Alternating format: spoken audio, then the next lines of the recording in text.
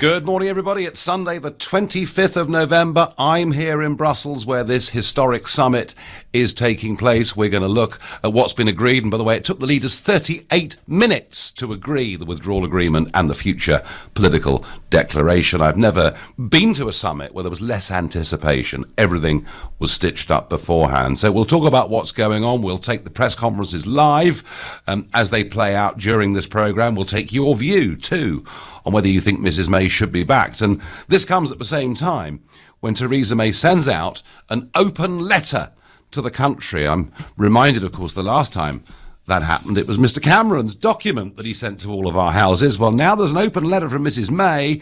If you want to read the contents, go to lbc.co.uk. So that will dominate our conversation this morning, but we'll also talk a bit about France, where violent protests took place in Paris yesterday, where there's a big divide, clearly, between town and country.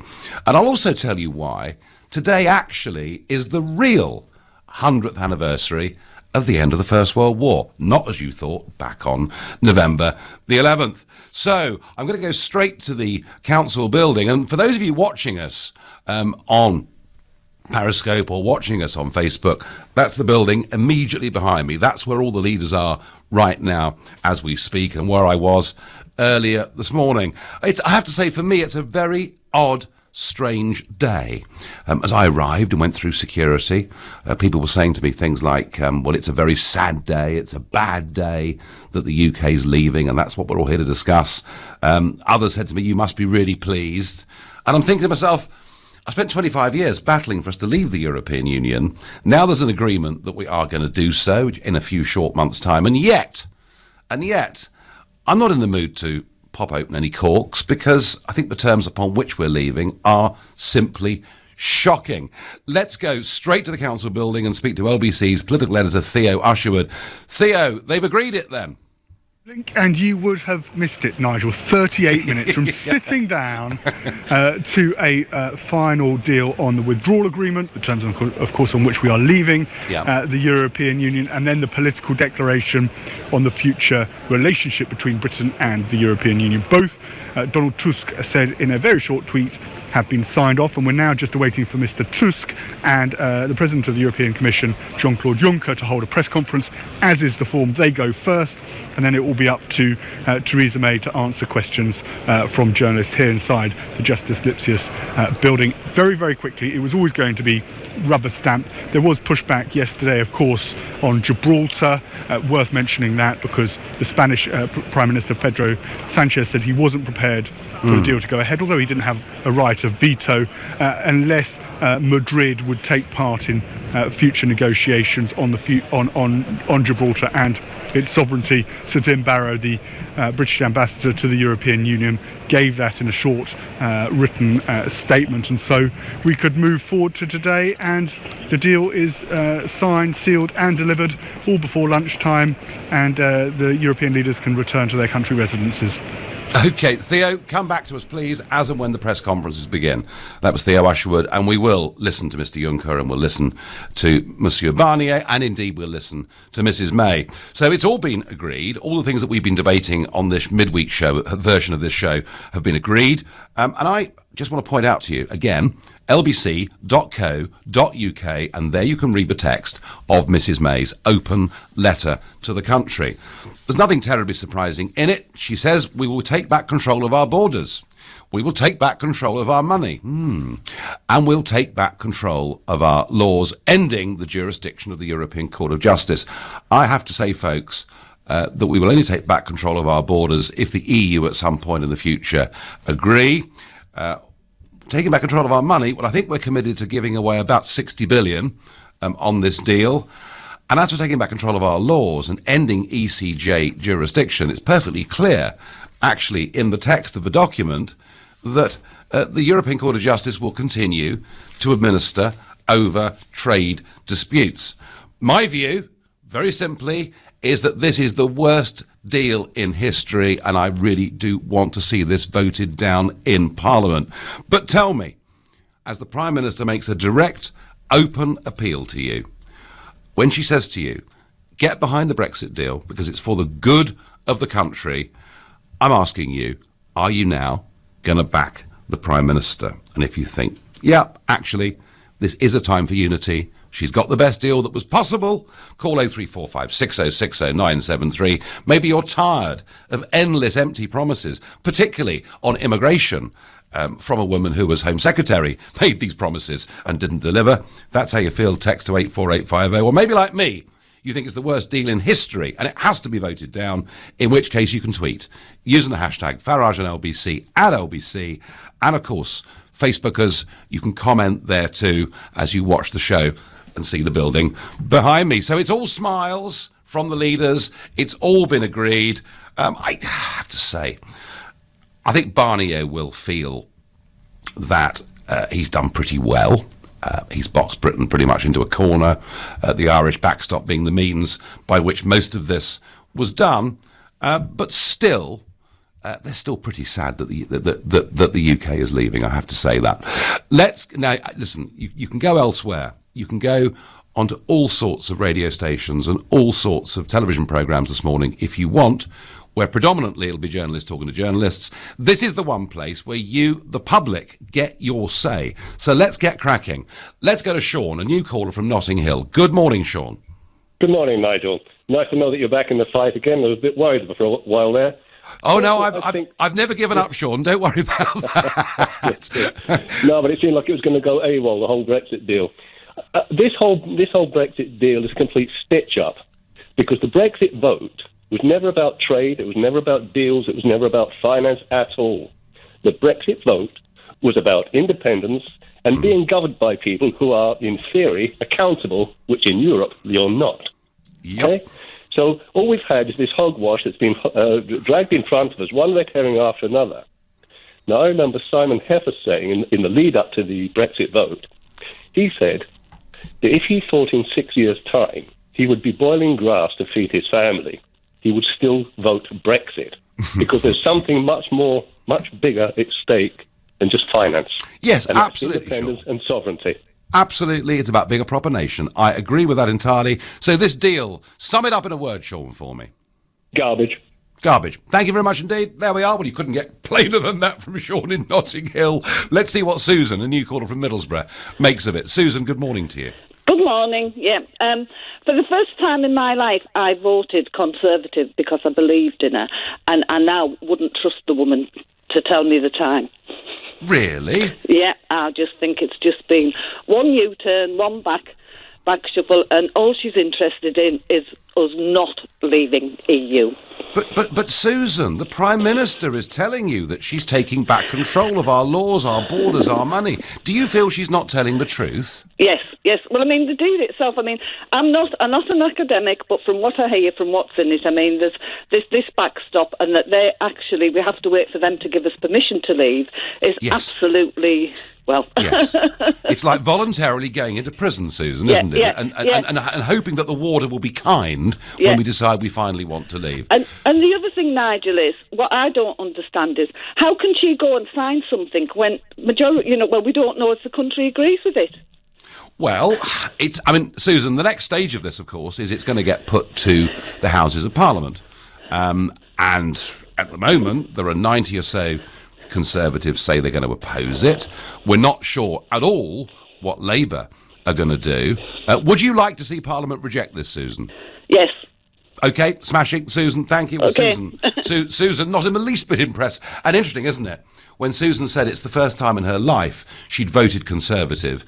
Mrs May did, when she came in as Prime Minister, especially when she gave that Lancaster House speech, and in her manifesto, she did give the impression to Brexit voters that although she'd voted the other way, she completely understood what we were doing. And yet now we get Philip Hammond basically saying this deal is to make both Leavers and Remainers happy. Well, if you try and please all of the people all of the time, you end up pleasing pretty much nobody, in my experience. Let's go to Julia, a new caller from Birmingham. Good morning, Julia. Oh, good morning, Nigel. So great to speak to you. Good to speak to you. I wanted to feel completely free when we got this Brexit. I still feel like I'm going to be a prisoner. I think it is appalling. She just lies, and more lies. They're very strong words for a Sunday morning, Julia. It is, yeah, but, the time when we needed a very strong Prime Minister, another Churchill. We've got the weakest, feeblest Prime Minister we have ever had. I think it's appalling. Julia, I have to say, I think she's the worst Prime Minister I've seen in my lifetime, and just about the most duplicitous too. And I think if she goes on like this, there's trouble in France. I think there will be, unfortunately, I hope it doesn't happen, but from people in the Midlands, when I'm out and about shopping, people are so angry, I think in the end they will get out and do something. Well, Julia... I hope not, but I don't think she thinks that she can tread all over us, and we're just going to keep taking it. And so lies and lies. It's just appalling. You sense people are really genuinely angry, Julia? Yeah, very angry. I mean, I live just outside a little town. You visited Dudley. Yes, I know. And when you go around Dudley, people are absolutely, just really angry. Well, I hope they're able to... They're fed up with it. I hope they're able to manifest that anger in ways that are non-violent. I really do. Julia, thank you very much indeed for your call. Anne on Twitter says, with most of Europe having no money and being broke, she had a chance. We are the second highest net payer, and she has failed big time to play the best hand she had. Not just that, Anne, but also they sell us 100 billion euros worth of goods more every year than we sell them. We had some great cards to play. We just never chose to even attempt it because the Prime Minister, and she signalled it at that speech in Florence, actually wanted to opt back in to most of the European Union. She wanted to give us Brexit in name only. And when I heard Angela Merkel, I was just a few yards away from her a couple of weeks ago, when Merkel said Mrs May wants to stay part of Europe, never a truer word spoken. You're listening to the Sunday edition of the Nigel Farage Show, live from here in Brussels, and it's now 10:15. This is LBC. When you think of the internet, you think of people searching, sharing, and communicating with each other. But in this connected age, our smart devices are talking to each other too. It's called the Internet of Things. And with BT, your business can lead the way in this new age of connectivity. Find out more and enter to win a brand new iPad Pro with a smart keyboard at lbc.co.uk. BT, helping business relationships stay on track. At Boots, we want to help you be protected against flu. If you're over 65, pregnant, have certain medical conditions or are a carer, you can get a free NHS flu jab. Book your free NHS flu vaccination in-store on our app or at boots.com/flu. Boots, let's feel good. England and Wales only, funded by the NHS, subject to eligibility criteria, all bookings subject to stock and pharmacist availability. Ask your pharmacy team for details. I can't pretend to be a great celebrity. Whatever the size of your business, now you can take card payments square and fair. Get next business day payments as standard, with no monthly fees and free point-of-sale software. Learn more at square.com/fair. Authorised by the Financial Conduct Authority for the provision of payment services. Terms and fees at square.com/fair. That works the thingamabob. At this time of year, there's always one person who's difficult to buy for. That person who seems to have everything. If you're looking for something truly unique this Christmas, then Weber has the gift for you. The Weber iGrill. The thermometer that ensures you serve perfectly cooked food every time.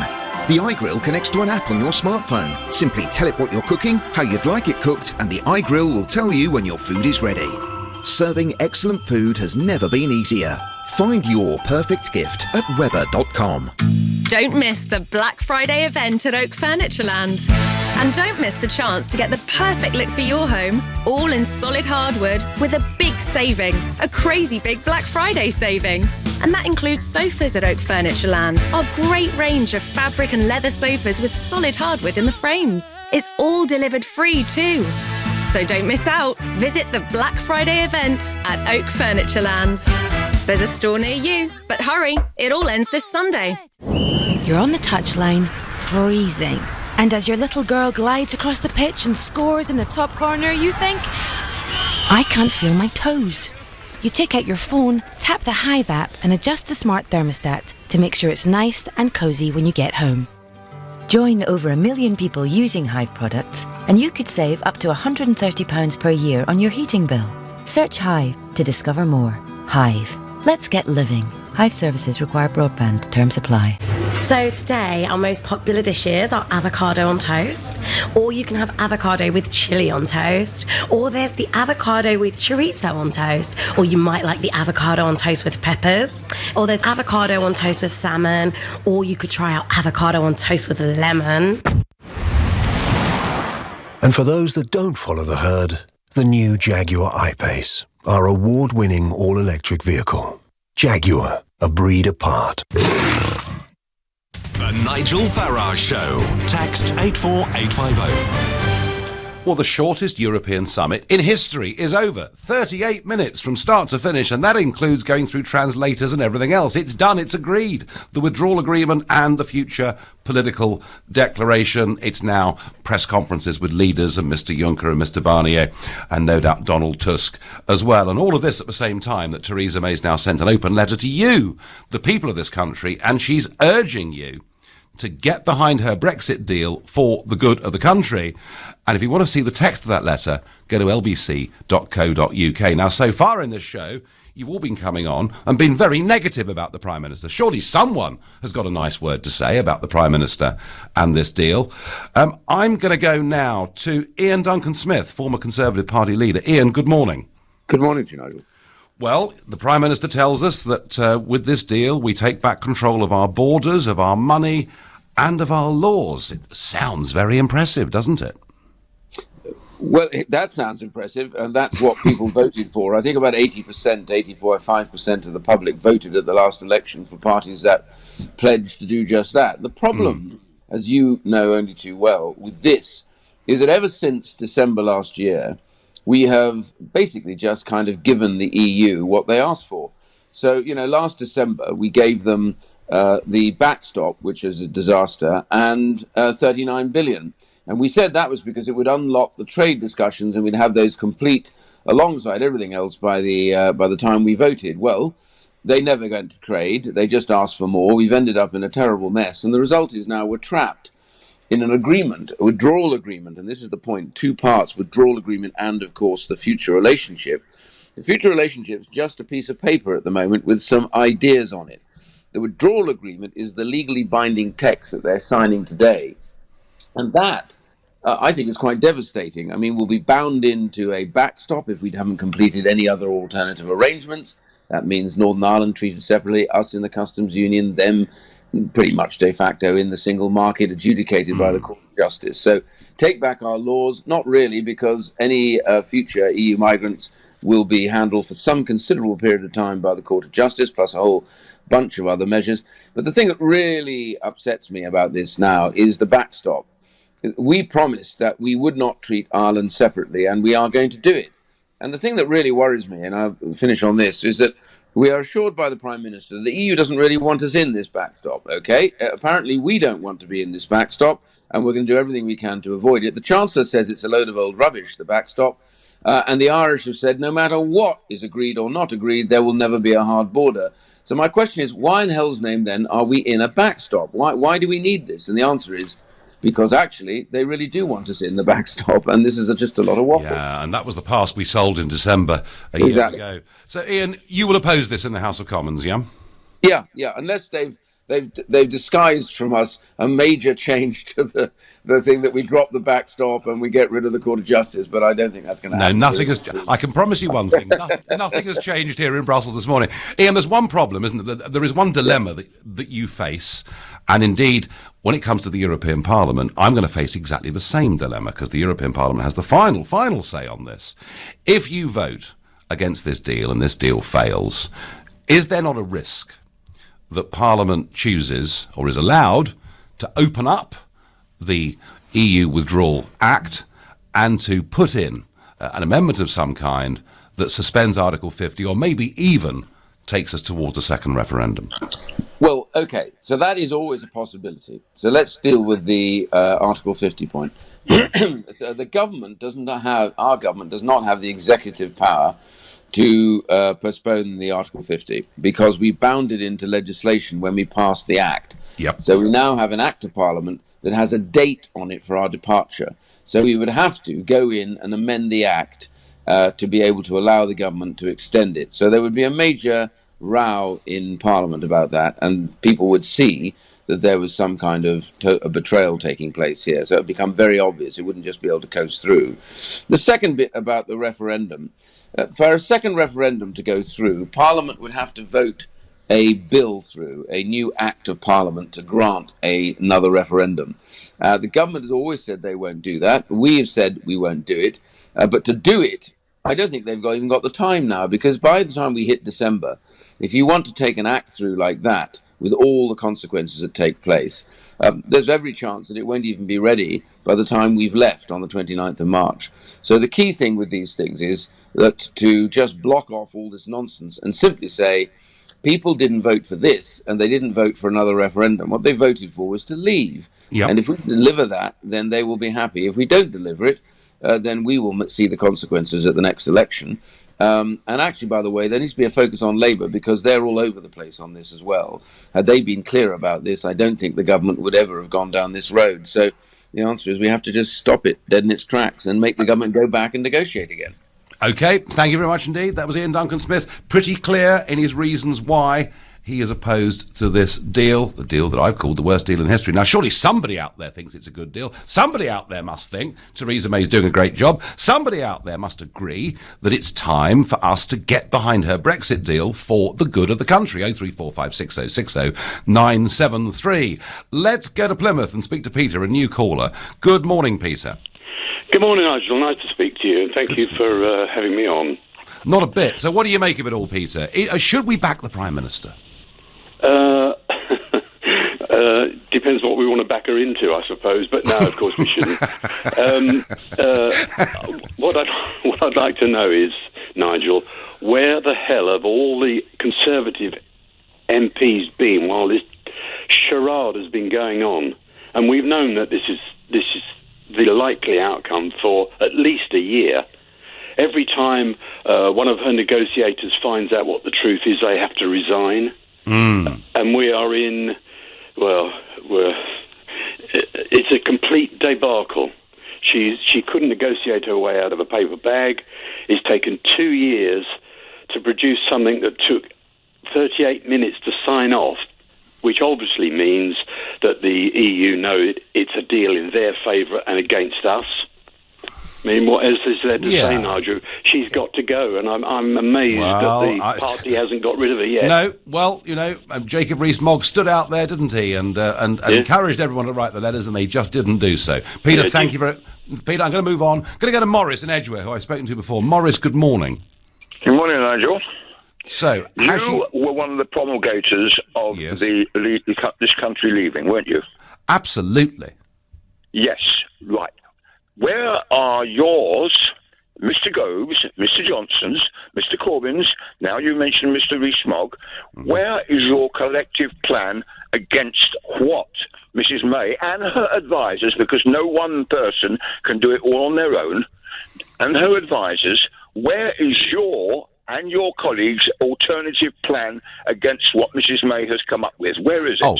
Fine. Well, there are two very simple options, Morris, although time, of course, is getting terribly short. I have, for 25 years, advocated a simple free trade agreement, what we would now call Canada Plus. I've always thought that was the right thing to do, Morris, and I've always thought it was in the interest of the EU to do it as well. Failing that, if that's not possible now because of time, I go back to the phrase that I coined in the referendum: no deal is better than a bad deal. And I think no deal, leaving on WTO terms, with obviously negotiations on border issues, etc., that, Morris, is infinitely preferable to this deal, and into the bargain will save 60 billion quid. Yeah, but the thing is you still have not come up with your colleagues with a plan. I just did. Regardless of what you say, a good deal or a bad deal, where is your plan? Well, there's something called the World Trade Organization, Morris. 90% of global trade takes place under those rules. How's that for a plan? Sorry, what was that again? I said, how's that for a plan? 90% of world trade takes place on those rules. What's wrong with that? There's nothing wrong with that. But the thing is this, that when you said, for example, that Mrs. May said she wants to stay in Europe. Yes, in Europe, she wants to stay in Europe, but not necessarily in the European Union. which, as you've heard today, mentioned it should be reformed. Why hasn't it been reformed?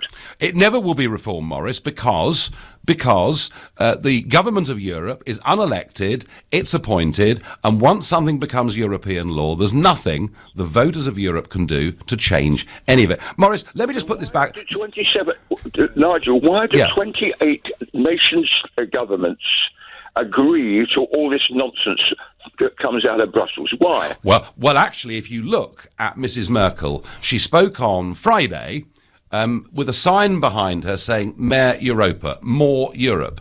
You've got Macron pushing for more Europe. They want a finance minister because Maurice, they're building a United States of Europe. It's been their project for decades. That's what they believe. And if you listen to the Mr. Verhofstadts of this world, the EU Parliament's negotiator in this, they want basically for the nation states to disappear and to be absorbed into this new superstate. That's what they want. Why doesn't everyone, the nations, the people, not the people at the top, because they can be toppled, they're not there all the time. The people of the world, or the 28 nations, we should all be standing up and saying, no more of this nonsense. We've got our own governments. We're going to rule ourselves. Well, I think to some extent, Maurice, this is beginning to happen, isn't it? Because that's why you got Brexit, and that's why you've now got a different Italian government, and things are changing. Maurice, I thank you. After the news, we're going to go to Paris, speak to LBC's Peter Allen to understand the extent of the violence that took place there and to examine just how much trouble that former golden boy, Emmanuel Macron, is really in. You're listening to the Sunday edition of the Nigel Farage Show, live from the European Summit in Brussels. It's now 10:30 and time for the news with Philip Chrysikos. Theresa May's Brexit deal has been unanimously endorsed by the 27 European Union leaders in less than 40 minutes. History was made in the last hour. LBC's political editor Theo Usherwood has the latest from Brussels. We're now just awaiting for Mr. Tusk and the President of the European Commission, Jean-Claude Juncker, to hold a press conference, as is the form. They go first, and then it will be up to Theresa May to answer questions from journalists here inside the Justice Lipsius building. But former Conservative leader Ian Duncan Smith has told Nigel he's not surprised almost 2 years of negotiations boiled down to less than 40 minutes for the EU to agree. The problem is that ever since December last year, we have basically just kind of given the EU what they asked for. So, last December, we gave them the backstop, which is a disaster, and 39 billion. Theresa May is expected to give her statement in around an hour, 11:30 UK time. Stay with LBC for continued unrivaled Brexit coverage as Nigel continues leading Britain's conversation on this story next from Brussels. LBC weather remaining dry in the west, some showers towards northern parts of the UK, a high of 9 degrees. LBC. Well, it started when I was boxing when I was a teenager, and I was knocked out completely and I lost front teeth. At Darwood & Tanner, implant patients come to us for many different reasons, but they all leave with the same opinion. The staff at Darwood & Tanner were delightful. They made me feel really, really comfortable, and at no time was I left without somebody inquiring as to how do you feel. Download your information pack at darwoodandtanner.co.uk today. Your smile is our healthy obsession. Okay, they're in the lift, on their way up. Are you ready to wow them? Yep, laptop's connected up and client presentation is ready. Oh no, it's on the keyboard. It's okay. I'll download the file from the cloud onto my laptop. But they're expecting to see it now. Relax. It's at 80% already. Talk about an elevator pitch. When even your most demanding customers expect you to deliver, we'll help everything stay on track for your business with our fastest and most reliable connection ever. Find out more at bt.com/LBC. BT, be there. Are you 65 or over? More flu vaccine is available now at NHS GP surgeries and pharmacies. So speak to them if you've not had it yet, and make sure you get your free flu jab. Cold weather can make you more likely to catch a winter illness that could become very serious. So if you start to feel unwell, even if it's just a cough or a cold, get help from your pharmacist before it gets more serious. Help us help you stay well this winter. When you work for yourself, you learn a few things very quickly. Cash flow can go from a flood to a trickle if you don't keep an eye on it. Claiming back the maximum VAT is important, and shoeboxes are not a filing system. If you snap a picture of your receipts and sort them with QuickBooks, you'll know what's going out and coming in an instant. And be ready for when HMRC makes tax digital with QuickBooks. Available now with up to 50% off your first 6 months. For terms and conditions, visit quickbooks.co.uk. Wait, where's my debit card? I just used it. Did I leave it in my jacket? Maybe I left it in my jeans. Oh no, I definitely put my jeans in the wash. And if it's in the washing machine, it'll be spinning round and round and round. Wouldn't it be great if you could press pause on the card panic? Well, now you can. With the Lloyds Bank mobile banking app, you can freeze certain transactions on your Visa debit card until you find it. Oh, there it is. Lloyds Bank, by your side. Mobile banking app available to UK personal internet banking customers with an iPhone or Android device. T's and C's apply. You're on the touchline, freezing. And as your little girl glides across the pitch and scores in the top corner, you think, I can't feel my toes. You take out your phone, tap the Hive app and adjust the smart thermostat to make sure it's nice and cosy when you get home. Join over 1 million people using Hive products and you could save up to £130 per year on your heating bill. Search Hive to discover more. Hive. Let's get living. Hive services require broadband. Terms apply. With hands-free keycard and 16-inch alloy wheels as standard, the Renault Clio is guaranteed to turn more than a few heads this season. Get the autumn look from as little as £179 deposit and £179 a month with 0% APR finance. Get your quote today. Search Clio offer. Renault Finance, 48 months, optional final payment £4,221, subject to status, over 18s, order by 7th of January, register by 31st of March 2019. Retail customers, participating dealers, T's and C's apply. The Nigel Farage Show on LBC. Call 0345 6060 973. Well, it's all smiles in Brussels from the European leaders as a summit concludes in 38 minutes with agreement on the UK's withdrawal agreement and the future political declaration. Mrs May writes an open letter to you in the country asking you for support, saying, get behind the Brexit deal for the good of the country. If you want to read the text of that letter, lbc.co.uk. But before we get back to that, the golden boy of the European project, in fact, the man who was going to reverse all the terrible things that had happened with Brexit and Trump and growing populism in Italy, was Emmanuel Macron. That new party En Marche stormed to power, and here was a new young European leader who believes in European army, a European state, and he really was, as I say, the golden boy. But my goodness me, a lot appears to have gone wrong in a very short space of time, and in particular, some pretty unpleasant riots in Paris yesterday. I'm going straight to Paris to speak to Peter Allen, LBC's correspondent. Peter, good morning. Good morning, Nigel. So just explain to us, we know it's to do with fuel. What exactly has sparked off this wave of protest? Effectively, as you say, it's fuel prices. They've gone up by about 25% this year. Wow. And, of course, their effects. Remember, France is a huge rural communities all over France, a lot of people living in suburbs around Paris. They absolutely rely on their Renaults and Citroëns to get everywhere. And with these huge rises, they're having to sell cars, they're not being able to travel, and they see it as indicative of a government that really isn't much interested in poorer people, much more interested in the elites who live in Paris, Toulouse, Nice, the big prosperous cities, but not so much in what they call the forgotten France over here, the traditional rural communities. Did the president do this in the name of green policy? What was the real reason for this? I mean, 25% is a huge increase, isn't it? It's a huge increase. A lot of that, of course, is to do with the rise in the price of crude oil, which is, of course, beyond the government's control. But his main reason was green policies. He wants to abolish petrol and diesel engines completely by about 2040. That's all linked to the Paris climate trade agreement. And he wants to bring hybrid cars, etc., etc. So it's really green policy. That's the main reason. Yeah, well, clearly there's a town v country split here. So tell us exactly what happened in Paris yesterday. Really was quite extraordinary. The Champs-Élysées, which is normally sacred, I've witnessed lots of riots in Paris, but they never go anywhere near the Champs. It's seen as the most beautiful avenue in France. It's very close to the presidential palace. Great symbol of France. You've got the Arc de Triomphe there, where all the invading armies used to march under.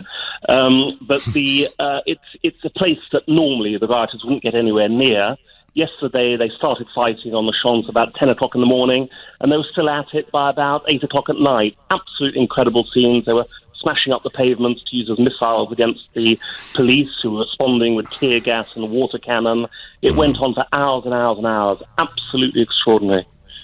And Macron's rating, we used to joke about the previous president, Hollande, having the lowest approval rating of any French president in history. Now, I'm told that Emmanuel Macron's numbers are getting towards Hollande levels. It's not quite there yet, Nigel. I think the lowest we got with Monsieur Hollande was about 4%, very close to zero. But Mr. Macron's about 25% now. But he's an ambitious man. Who knows? He might get even lower. We'll see. Okay. Peter, thanks very much indeed for joining us. Well, how interesting. Horrible to see the violence, but that divide between town and country. And the truth is, if you're a young person living in a big city, you don't need a car. In fact, actually, it's a pain in the neck having a car. You've got to park it and pay for everything. There's congestion charge in London, for example, to pay. So you go around by public transport, or friends with cars give you lifts at weekends. But if you live out in the country, and bear in mind that France is about 2.5 times the size of the United Kingdom, you need a car to go shopping, to get the kids to school and all the rest of it. And it's often struck me that green policies, high taxes on diesel, petrol, fuel, they can be quite popular for an urban population, but very unpopular for a rural, small-town population. Fascinating. We'll watch those developments very, very carefully. I get on Twitter, the fact we have to convince people to be in control of our own country is ridiculous in itself. Well, I thought that 25 years ago. David says, if they think the populist uprising of the last couple of years has been significant, it will be nothing if we don't get the proper Brexit we voted for, says David in Guildford. David, lots of people say that, and lots of callers tell me there is real anger out there in the country. We'll just have to see. Remember, we're not like the French. What happened yesterday, and Peter Allen made clear, it was extraordinary in terms of its duration, but it's quite a common thing in France for smallholders to block the roads, or for fishermen to block the ferry port at Calais. They kind of do this in France. We have in our history done things like this. We just don't do it very often. Sean says by text, Nigel, have you noticed how this whole thing has been played out like a script? The drama always builds and then falls to nothing. It's not a good day. Theresa May is just an EU pawn. Chris feels a bit angrier. What an absolute stitch-up. 40 minutes to agree a deal, but months and months of toing and froing. We want to be an independent country on our own. I really hope it becomes no deal. We've just been held to ransom by these idiots in the EU. Oh, they're not idiots. Chris, you call them what you like, they're not idiots. They've actually handled this masterfully. They must be laughing behind our backs. No, Chris, my experience in Brussels and Strasbourg is they're not laughing, they're laughing to our face. That's how I feel about it. Someone tell me I've got this awfully wrong. Someone tell me Mrs. May has done the best she possibly could. Someone tell me we need to get behind her for the good of the country, as she implores us to do in her letter, which you can read on lbc.co.uk. David is a new caller from Crewe. Good morning, David. Yes, good morning, Nigel. Good to speak to you. It's very clear to me, and probably to most people, that many UK politicians are trying to con and cheat the people of this country who voted democratically to leave the EU. It's taken this country 2 years to get absolutely nowhere with Brexit, and I'll tell you in a few minutes what the problem is and what the solution is. How's about that? Well, I'll tell you what, I'm going to fold my arms and listen. This sounds terrific. This sounds terrific, David. OK, here's the problem. It's clear what the people voted for in the referendum. Every single major player on all sides, Leave, Remain, Tory, Labour, whatever, they said that if we voted to leave, we'd be leaving all the structures of the EU, including the customs union, the single market, we'd take control of our borders, all that kind of stuff. So the problem isn't with Brexit. The problem is with the politicians who are failing to carry out the wishes of the people who elected them into office. And this is the thing, Nigel. Too many politicians, they're putting their own personal slant on what they think the people voted for. They're confusing the what with the how, really. And isn't the truth, David? They don't accept what the people voted for. That's the truth. In life, when you want something, firstly you decide what you want. Secondly, you decide how you get it. Brexit's no different. The first step, decide what we want. That was taken by the people in the referendum, and it was to leave the EU. Yep. The second step, how to leave the EU, is for the politicians to sort out. But the next point, and this is a critical point as far as I'm concerned, the second step, how to leave the EU, that should not violate or be at the expense of the first step, that we are leaving the EU. Otherwise, it threatens democracy. And this is the con. This is the con. Because Theresa May's plan is the only plan currently being considered by the government, and because it doesn't look like it will pass the Commons, many Remainers think that gives them some sort of green light to say that the only option is for the people to have another referendum. It's a con, it's disingenuous, and it really does make a mockery of democracy. And again, another example, yesterday, Theresa May was on the radio saying it's a deal that, quote, it's good for the economy, good for trade, good for jobs. Well, do you know what, Theresa? The people didn't vote for a deal that's good for the economy. So what are we going to do, David? Sorry? So what are we going to do?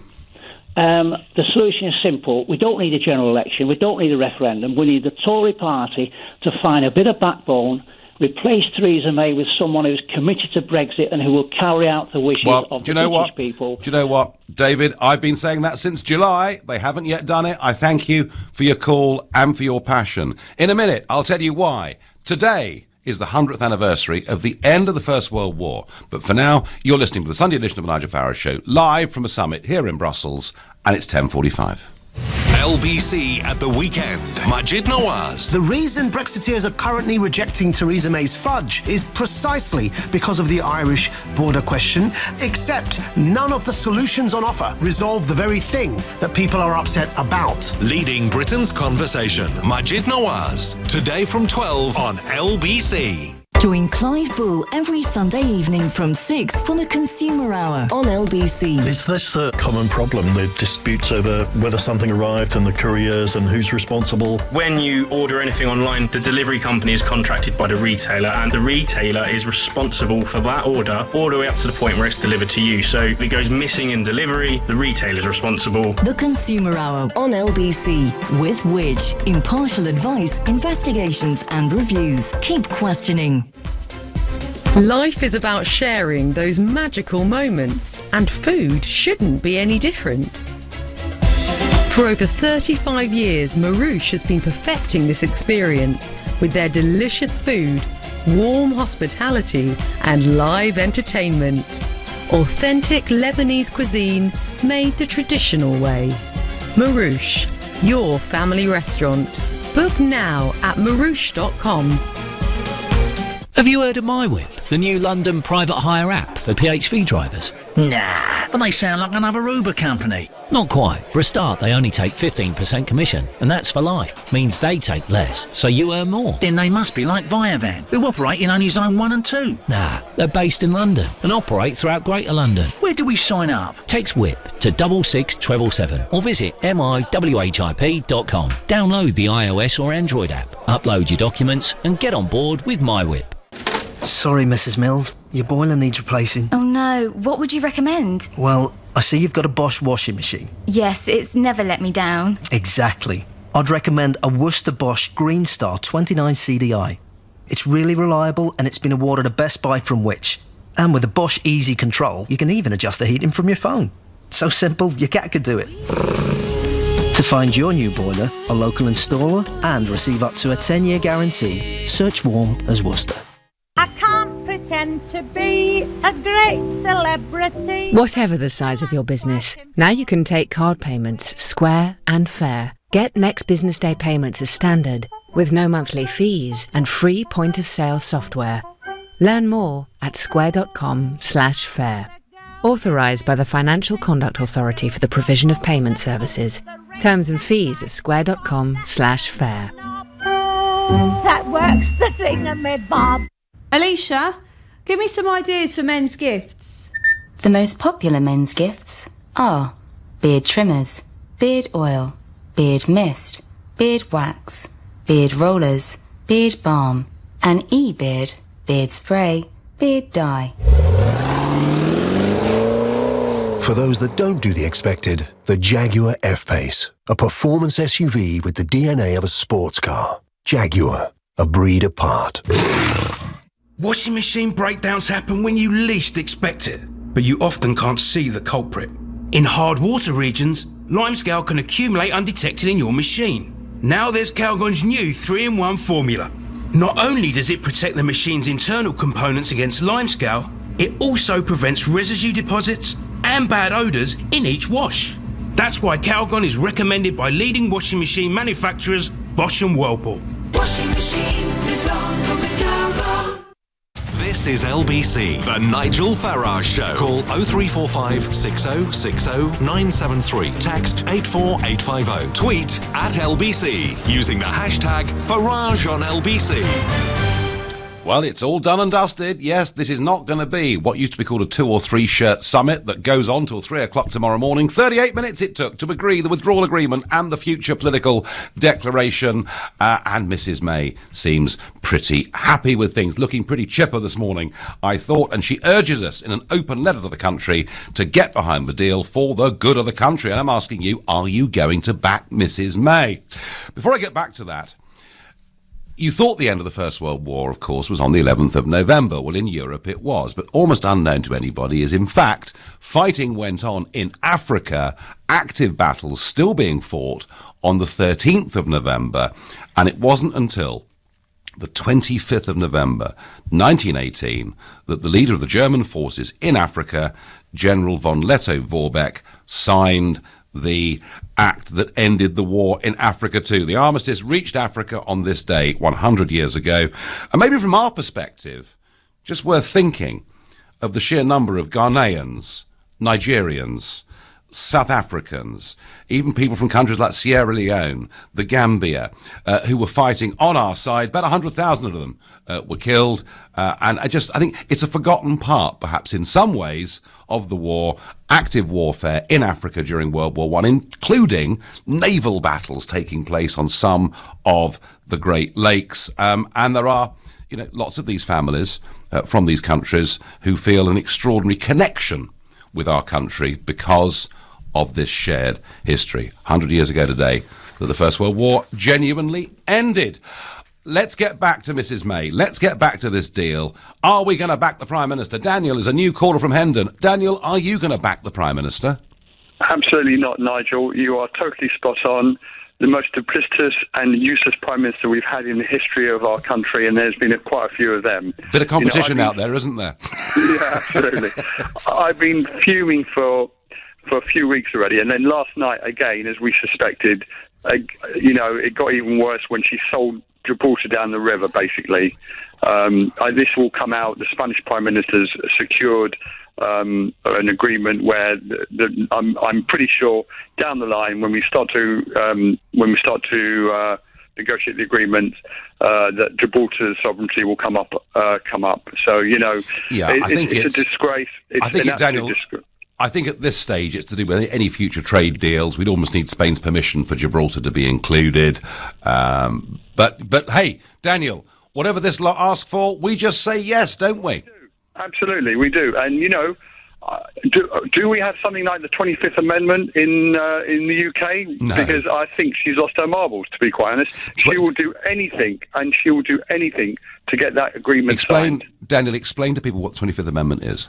The 25th Amendment in America is when the serving president is incapacitated or being taken ill or suffers, what should we say, a mental breakdown. Or is seen to be unfit to continue, yeah. No, to be unfit to office and can be replaced by the vice president. So, Daniel, what happened? What do you want to see happen next? I want to see Parliament reject the deal, which I'm sure they will, by a huge majority. The letters go in. She will be finished, I reckon, after that. And then that takes us through to Christmas, or maybe even runs into the new year. What do we do between then and the 29th of March, Daniel? I mean, time is getting a bit tight, isn't it? Well, we have to find a new leader rapidly as possible. Mm-hmm. And then we have to tell the European Union there's going to be no deal. We're going to leave on world trade terms. and let them stew on that. And I have to say, Daniel, that I think will be the only option, because the one message that is coming out of here this morning, and I've not talked about it yet, is everybody here is saying there is no change to this. That's it. This is not up for negotiation again, and they're all saying that pretty loudly and clearly. So if that's the case, Daniel, then a negotiated no deal would be the only option. Daniel, thank you very much indeed. Let's go to Mill Hill and speak to Regina. Regina, good morning to you. Good morning, Nigel. And welcome. Good morning, thank you. This is coming from a purely non-political point of view, because quite frankly, I've been lost in the mire with the whole thing until it started. Mm-hmm. I feel desperately sorry for Mrs. May, and I know people are going to be screaming at their their radios. Mm. But the poor woman was dumped in the middle of it all. And I just feel it's not just her. She's got a band of ministers who, quite frankly, are a load of bullies. And all those men at the EU, there are very few women. And I'm not a feminist particularly, but I just feel desperately sorry for the woman. She is doing her best, and as she is Prime Minister, it is our duty to stand behind her. And it's all been done now. Thank goodness for that. Let us stand behind her, and I'm sure she will do the best that she possibly can. I know you disagree with me. Well, no, I mean, I would say this to you, Regina. I mean, you say she's been dumped into this. She wasn't a conscript. She wasn't put in as Prime Minister against her will. She chose to do this. And the difficulty, I'd put this back to you. The difficulty is this. She's trying to please everybody. Philip Hammond made that very clear yesterday. She wants to please Leavers and she wants to please Remainers. And in doing so, I think she's signing us up to sort of halfway house, never land, which really doesn't make anybody very happy. Well, whatever happened, whether we stayed or now we've gone, it's going to be the same outcome. Somebody is not going to be happy. The majority of people are not going to be happy with whatever has happened. Whatever she did would have been the wrong thing. Okay. Well, no, I know leadership is not easy, but there's been a bit of polling out over the last 48 hours conducted by Lord Ashcroft. And when people are asked, do they believe that the Brexit deal agreed between the government and the European Union honours the result of the referendum, we find figures that really are pretty astonishing. I mean, basically, amongst Conservative voters, it's down to about 15%. 64% of Conservative voters think her deal does not honour the result. 40% of Labour voters thinks her deal does not honour the result. So there is a lot of had she gone for a clean Brexit, 52% of the country would have said hooray. At the moment, her figures are dire, Regina. Yes, I understand that. But it is what it is now. It's a fait accompli. We have to back her. We have to back Mrs. May. Okay. And that's all I'm going to say about it. You've made the point very passionately, and I thank you as a new caller for coming on and making it. Thank you very much indeed. Well, strong passion there. And, that point of view, there are a lot of people who feel sorry for her. I know that, but I don't want to feel sorry for our leader. I don't necessarily even need to like our leader. I just want a leader that leads. I'm going to Benidorm to speak to Belinda, a new caller. Good morning, Belinda. Good morning, Nigel. How are you? I'm not really that happy, am I? No, me neither. I have two words for Mrs. May. No way, Mrs. May. Right. Oh, we just can't go a deal like that, can we? We have just got to do a no deal. We have to stick two fingers up at the EU and say, that's it. We're not doing this. Okay, right, fine. Simple as that. No deal is the only solution now, is it, yeah? It is the only solution. Belinda, you've made the point as succinctly as anybody that's ever called this show. Thank you. I'm back over to the building. Theo is ready. Theo Usherwood.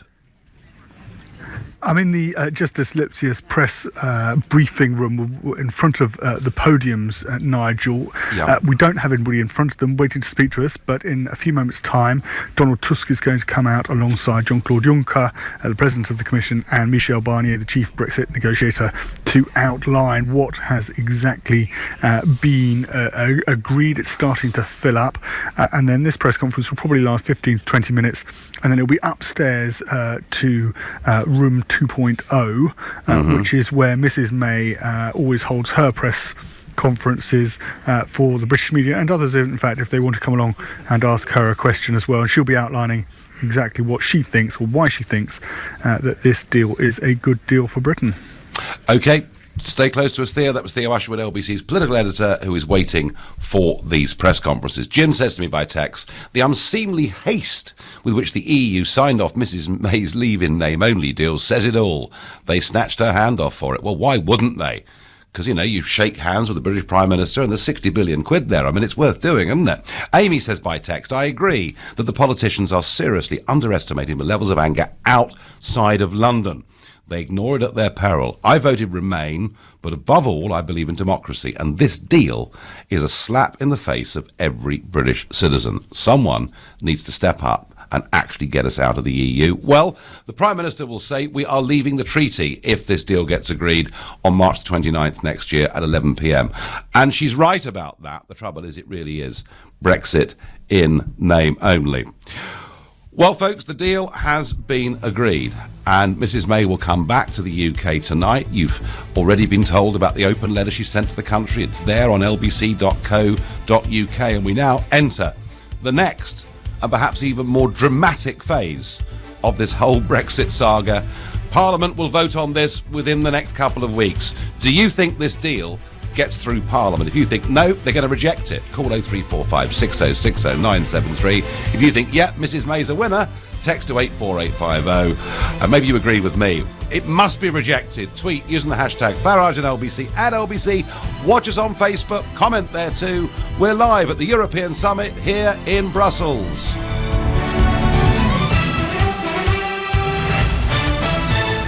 On your radio, on your phone, and here. Play LBC. Leading Britain's conversation. This is LBC. From Global's newsroom at 11 o'clock. After almost 2 years of negotiations, all 27 European Union leaders have unanimously endorsed the UK's historic withdrawal agreement in Brussels.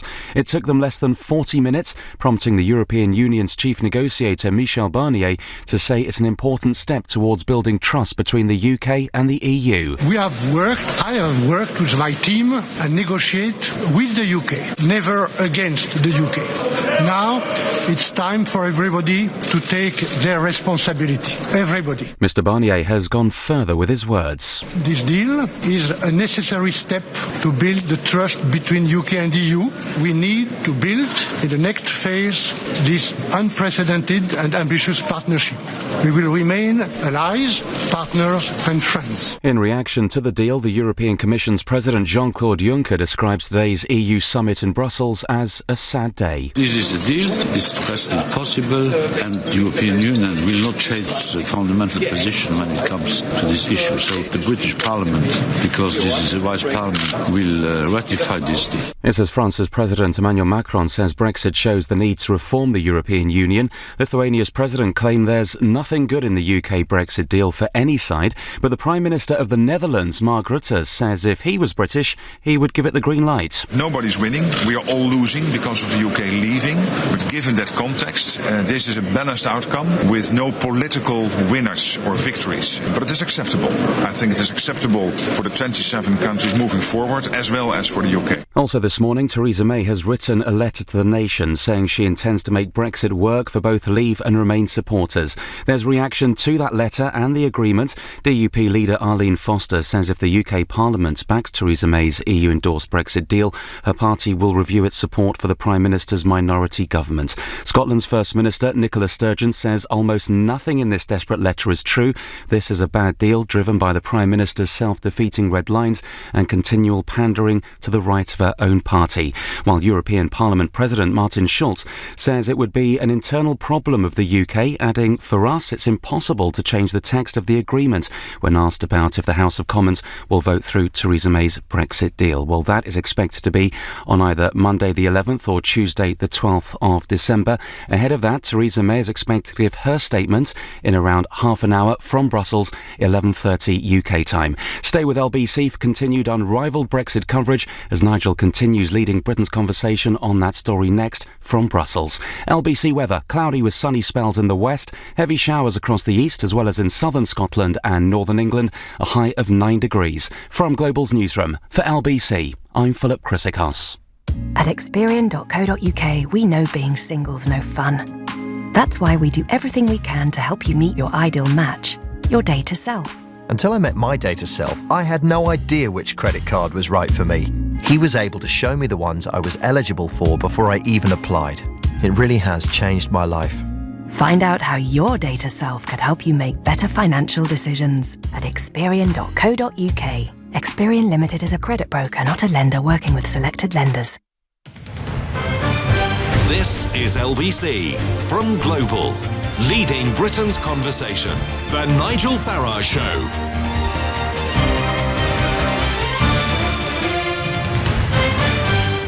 Well, the press conferences have begun here in Brussels, and we will keep you up to date with what is said, find out whether there are any more nasty surprises, but I don't think so.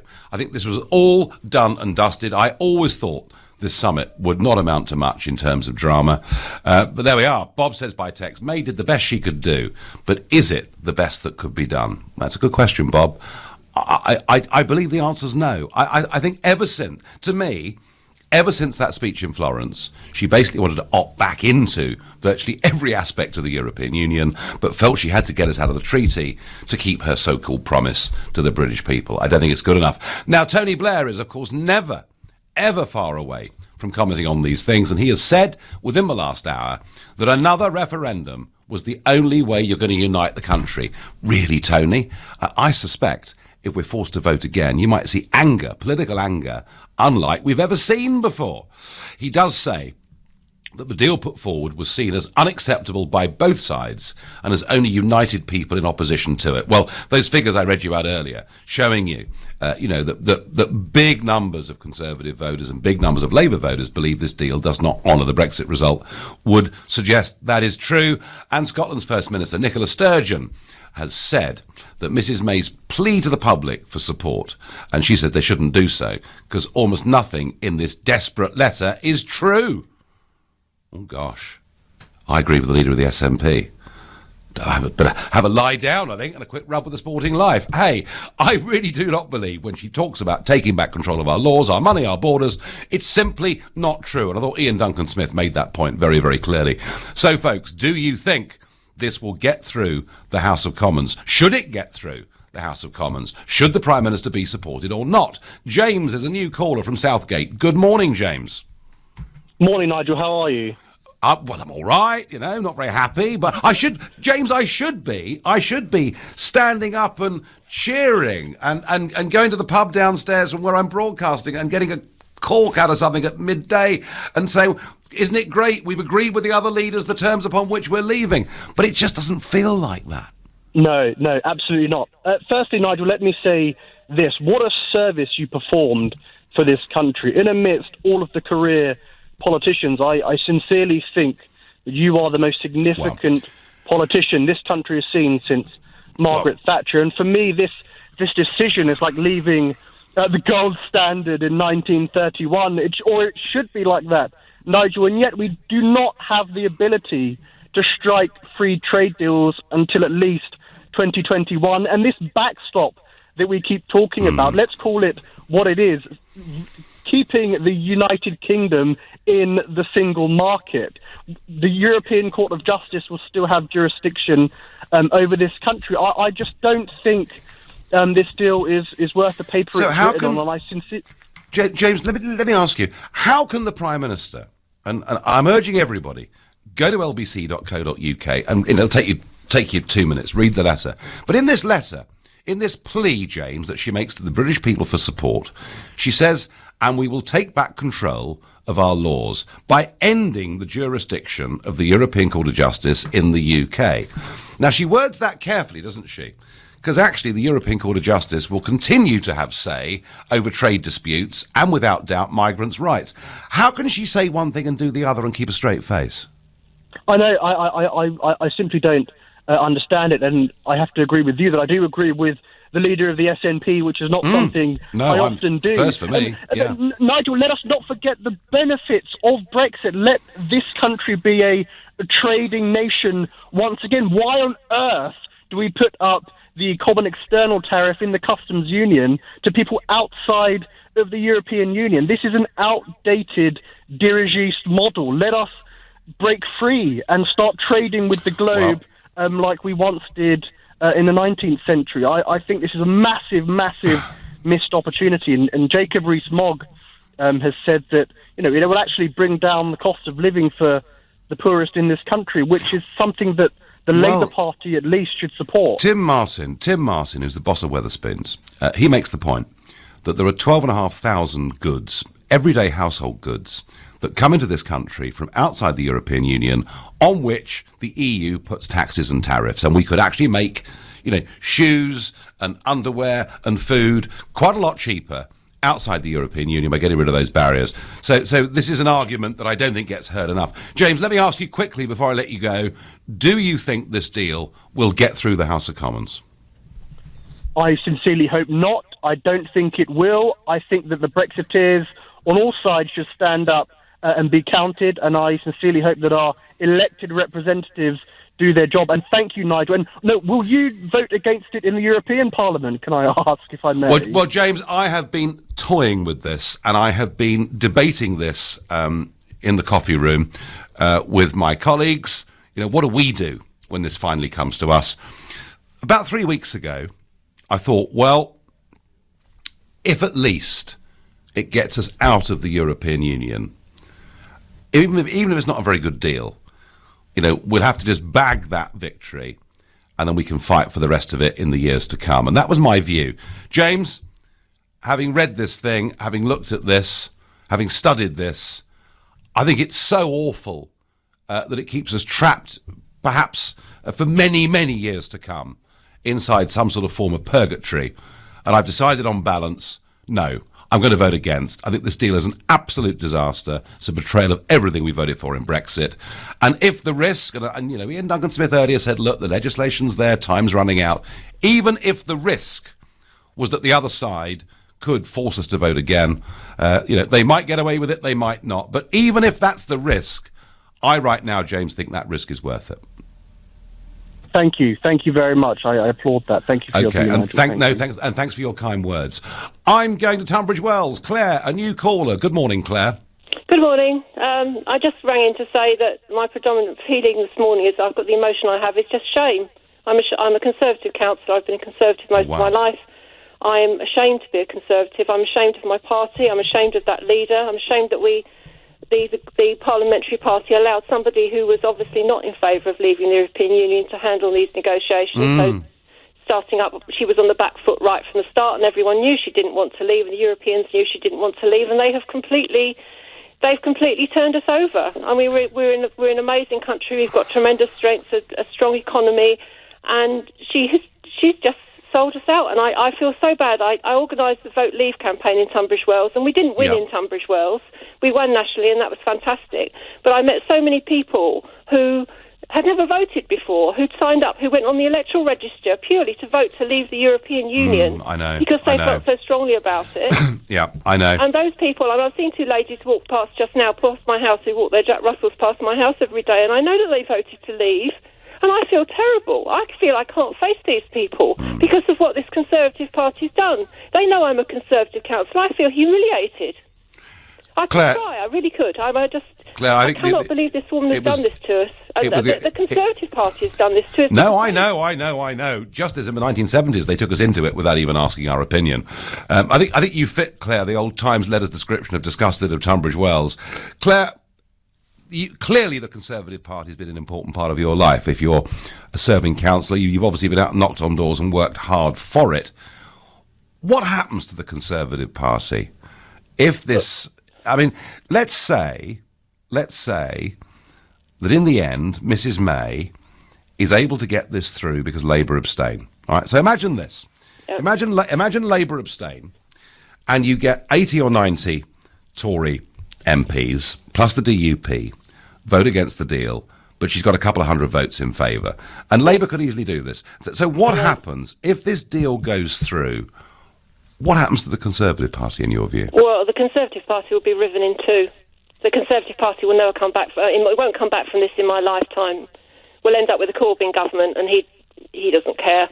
We'll end up with a Labour government, and the Conservative Party will be split down the middle. And I also listened to this morning early coverage about all the rioting and demonstrations in France. I have to say, we need to take to the streets. We need to do the same. Because this is just, I mean, we fought two 2 world wars. We had the Remembrance Sunday a couple of weeks ago, and we commemorated the people who gave up their lives so that the decisions what were happening in this country weren't being made somewhere else. But Claire, And now you we have can't. this situation. Claire, surely you can't seriously be saying to me that you think violent protest will be justified. Violent protest, but I do think we should take to the streets. Okay. I really think we should take to the streets because they're not listening to us. We voted by a majority to leave, and they have not listened to us. They have not respected that.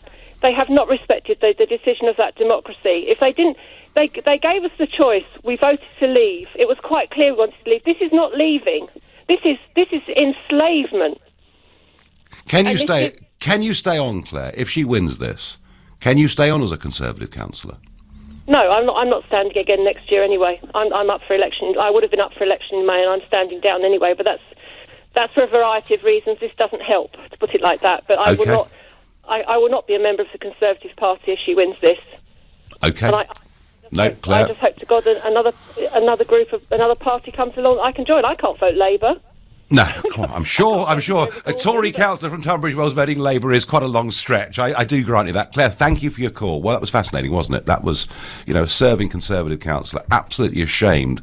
Couldn't actually look her neighbours in the eyes who were walking their dogs past her house this morning.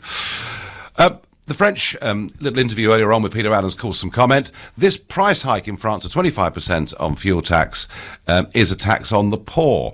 Well, the argument here is that because of the Brussels black hole, taxes will need to go up all over Europe. But there is no black hole, because we're going to go on paying the European Union for years and years and years. It's not just 39 billion. With the extension to the transition period, it's going to be more like 60 billion. No black holes in Brussels.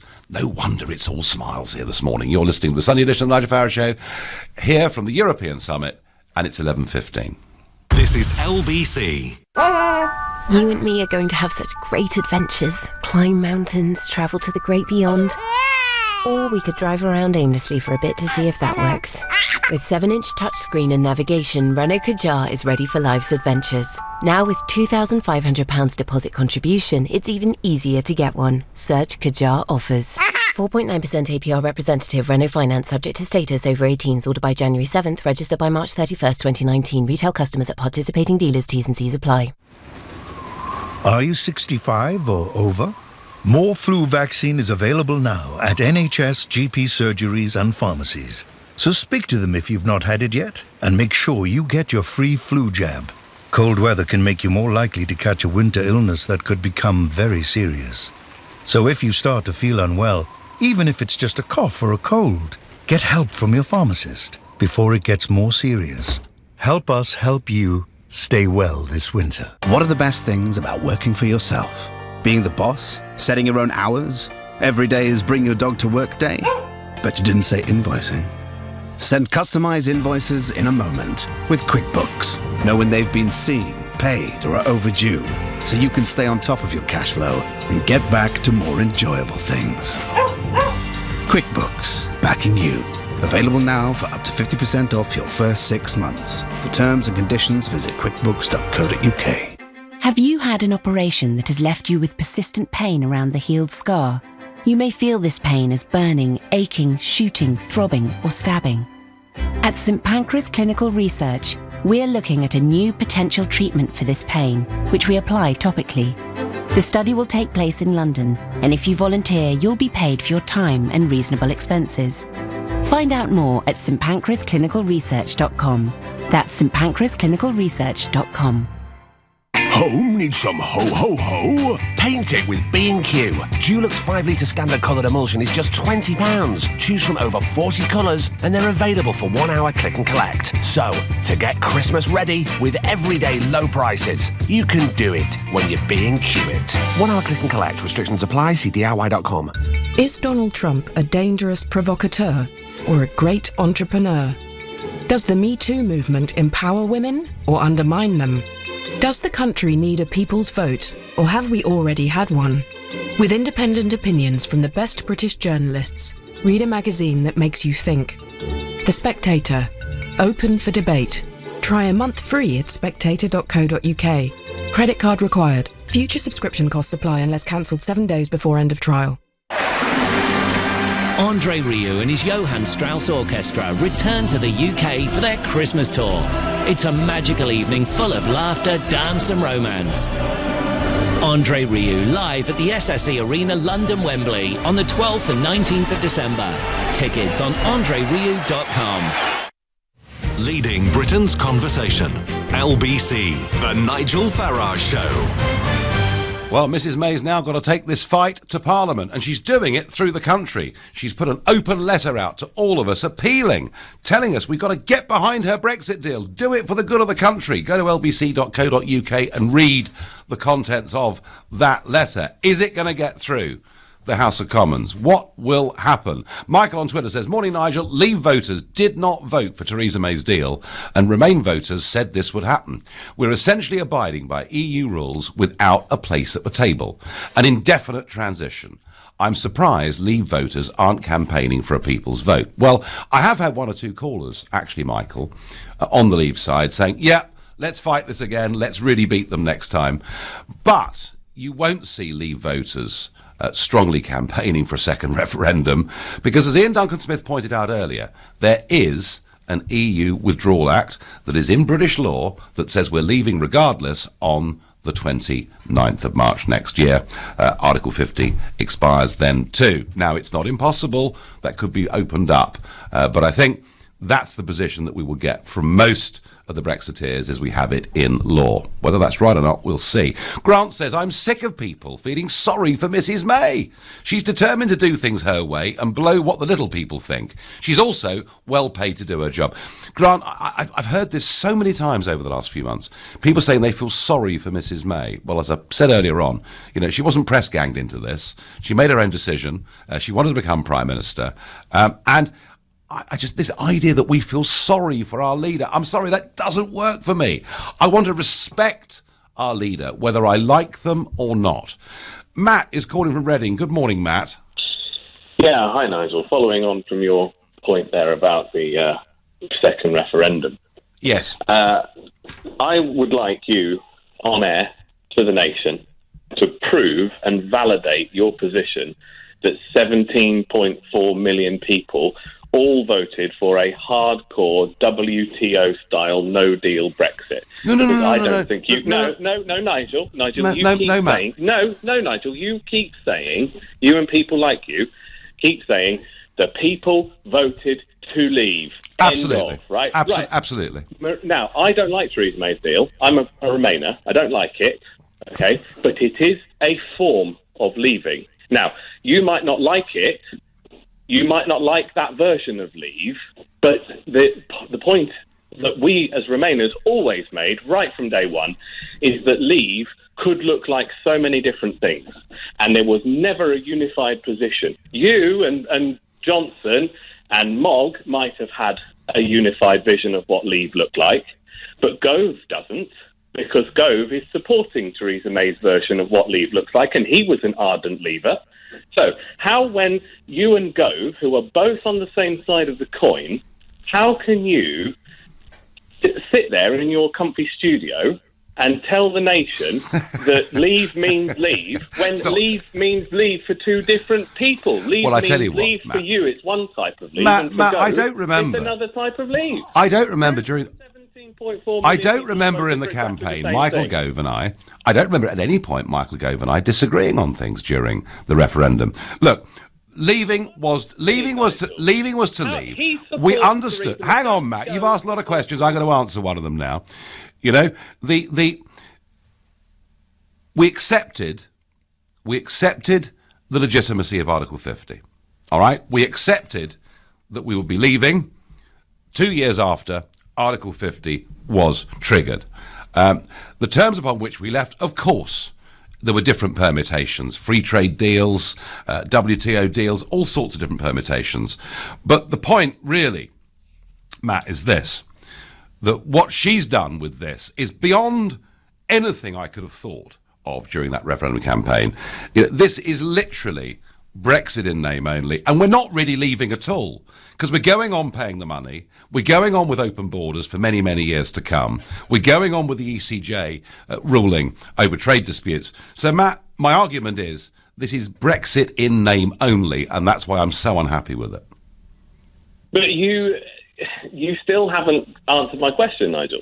Well, there were so many of them, I can't remember which one you wanted me to answer. My simple question was, I was basically saying you cannot validate the 17.4 million people vote, because you and Gove represent that vote, and yet you oppose each other in the fact that you don't support Theresa May's deal and he does. So your Brexit vote, Nigel, at the time, Matt, there wasn't a cigarette paper. There wasn't a cigarette paper between Michael Gove and I. It matters now, Nigel. It matters now. No, we're talking about... No, Matt. You've got this all the wrong way round. You're talking about the motivations of 17.4 million people, and I'm telling you... No, I know what the motivation of 16.2 million people was, Nigel. 16.2 million people all voted to remain in the European Union, and I can stand by that. It was a truly unified vote. It had the largest share of the vote in this referendum. Do you feel that we're missing out, Matt? Do you feel if we leave that we're missing out on the benefits of a single European army and things like that? Well, compared to this deal, if you're going to take this deal or a no-deal Brexit, then yes, I do. So sign up to the European army, sign up to the European currency. Why not? Governed by no. Listen, there is an argument for the United States of Europe. Absolutely, there is, and my friend Mr. Juncker and people believe in it, and there are people in our country that believe in it. But I tell you what, if we went to the 16.2 million, and we asked them, how many of you want this to be a United States in Europe? I bet you'd find yourself, Matt, in a very, very small minority. Matt, you've had a fair crack. I'm going to move on. I'm going to go to Tim, who's a new caller from Stirling. Tim, good morning. Nigel, you're wrong. This is not Brexit in name only. It is much, much worse. Okay, I would accept that, yeah. If this deal gets through, we are going to get absolutely crucified, because we've got no negotiating position. They can sell us their wine tariff-free, they can sell us their cars, they've got us completely locked in where they want us. And why would they agree to anything on that washy wish list that's been drawn up? Oh, because the child's wish list of Father Christmas. Yeah. Exactly, I mean, they've got everything already. The only two objectives they have got now is to make an example of us, and they do that by humiliating us over the next 2 or 3 years as we beg and plead for everything on that wish list, and they just keep saying, no, actually, we will have to maybe fish. Actually, you'll do exactly what you want to make free trade deals with other countries. Well, I think we've got a veto on that, actually, so no, you won't be doing that. And the other thing that they'll want is more money. So they're just going to drag it out as long as they possibly can, because every year they tag on to the extended transition period. Another £10 billion in their bank account. Well, it could be, no, actually, Tim, it's going to be more than that. The Financial Times estimate that our gross estimate for 2021 will be 25 billion euros. Now, I wonder how much of that we're going to start. I wonder how much of that will actually come back in future. So it'll be a lot more than 10 billion, Tim. It'll be a lot more than 15 billion, Tim. It'll be getting up 17, 18 billion, I would think, something like that per annum. Tim, our Parliament, and listen, I completely understand what you're saying. We are at their mercy. It is the worst deal in history, all right? Is Parliament going to reject this, Tim, in your view? How can they put it through? Because I see it as a sovereignty issue now. If Parliament does put this through, then basically they're tying the hands of future parliaments. I don't see how that can be legal. So I would have thought there'd be some opportunity for some sort of legal challenge, like what Gina Miller did, but on the Brexiteers side. Because how can they tie future government's hands? Because we're just locked in. Well, that would be deemed unconstitutional, Tim, and I totally agree with that. Tim, thank you for your call. Well, European Commission President Jean-Claude Juncker has said, despite pressure from the UK on member states, they managed to maintain unity. Not enough pressure, I think, actually is the truth of that. And European Council President, everyone's a president here, Donald Tusk, said, regardless of the outcome of Brexit, we will remain friends. And outside the summit, anti-Brexit protesters are making clear their opposition to the divorce deal. Yes, I did actually walk through a number of them this morning. I think we just about kept the conversation on civil terms, but it wasn't that easy. They're pretty passionate. And actually, you heard that from Matt in Reading. Matt wants a European army. He wants a United States of Europe. And that's fine. People can believe that if they want to. But I promise you that of the British population, the number of people who really want to be in the European Union, as it is and where it's going, it's way fewer than 20% of the population. And that is the truth of it. I am going to Birmingham to speak to John, another. And by the way, folks, you know, it may not be easy to get through because it's busy on 0345 6060 973. But, you know, we do welcome people we've never spoken to before. And actually, only two of you so far in an hour and a half have we ever spoken to on this show before. So, you know, if you want to have a go, please do. John from Birmingham, welcome to the show. Hi, Nigel. I'm Good a morning. first-time caller. Yeah, welcome. And I voted Remain. Yep. But this deal that Theresa May has signed is an instrument of surrender. It's just complete surrender. We're paying money in. Mm-hmm. We're getting nothing back. Mm-hmm. You know, it took 40 minutes. The EU, they're all high fives, you know, congratulating each other. Spain's coming with demands. Yep. The French are coming for these extra bits. You know? and you were talking about having to pay, you know, billions. Oh, yeah. I was. In junior relationship, we're setting rules. We're paying for all these things that we don't want to have. They're making a European army now. We're going to have to pay for it. I'd just rather no deal. I mean, I'd rather no Brexit, but if that... No, well, John, I tell you what, John, and I'm sorry, your phone line's rubbish, but from your perspective, yeah, it's either no Brexit or it's no deal. Is it very interesting? Call from a Remainer. I thank you. The line was absolutely rotten. You're listening to the Sunday edition of the Nigel Farage Show, exclusively on LBC, live from a summit here in Brussels, and it's now 11:30 and time for the news with Philip Chrysikos. History has been made in Brussels with all 27 European Union leaders unanimously endorsing Theresa May's Brexit deal.